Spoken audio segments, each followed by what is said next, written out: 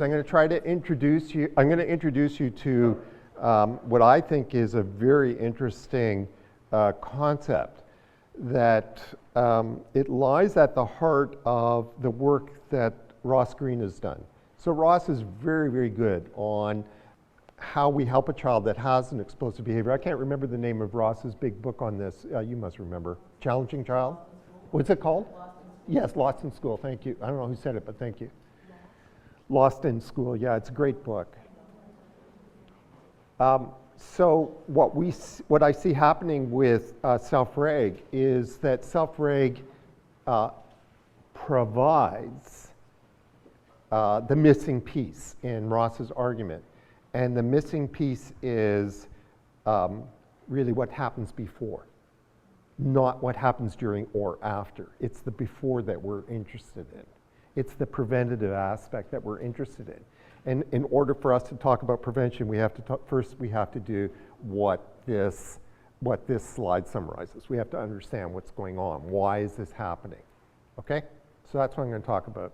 So I can't remember what. All right, so Susan thought it would be a good idea just to summarize this ancient paradigm that governs our view of explosive behaviors.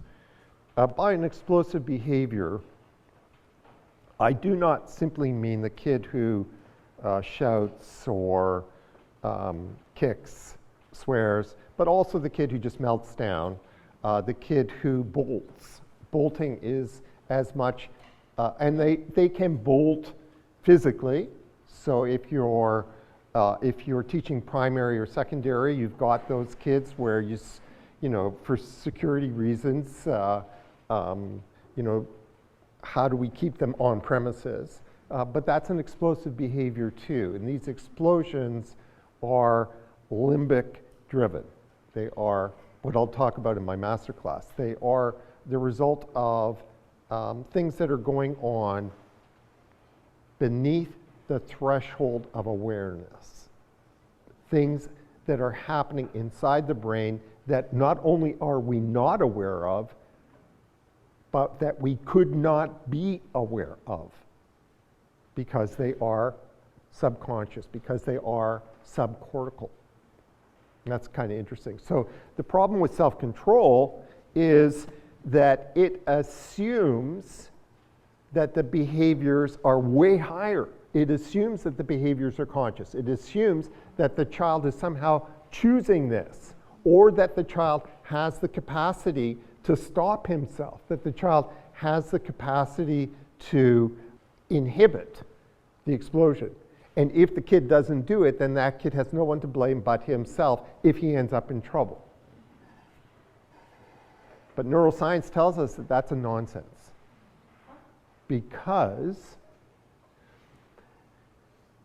the systems in the brain that support self-control are the very systems that turn off when the kid is he's on a trajectory I'll explain in 10 minutes, that when he's at the peak of this, those systems shut down. The self-control parts of the brain in something that's called the medial prefrontal, they shut down. So he's not choosing, he's not even aware of what he's saying or doing. Would you say that? Yeah, go ahead. Would you say that the famous marshmallow experiment followed this paradigm? Absolutely. And so that wasn't really about explosive behavior. That was more about just children whose mental muscle was less strong. Everybody hear that? So Walter Mischel, you know, my children's pediatrician is Austrian. And is there anyone here who's Austrian? Austria, to me, has a culture that exemplifies a self-control mindset. And so the pediatrician, who's a great guy, is constantly saying to me, I love self-reg, but if he doesn't make better choices, and that's what Mischel did. And so the marshmallow task is a very interesting paradigm because what happens on this paradigm is that 2/3 of the kids cannot resist. And And the really interesting question is, why not? And self-control says it's because they're too weak. And if they don't strengthen something, they'll suffer negative consequences throughout their life. Okay, so self-regulation tells us there's something else really different going on here. I don't want to talk about go into that now. But the basic point is that if you adopt a self-control perspective on an explosive behavior, then you have already committed yourself to a behavior management perspective. That somehow what you have to do is you have to reinforce in this kid that this is not allowed, that you must choose differently, that you must be the agent of behaving properly. I don't know how to say it. So now think about these kids, right? I mean, that's the last thing they can do. I mean, they've lost control. They have no control. And they do not want to lose control. No child, no matter what their age, does not want to lose control in front of their friends.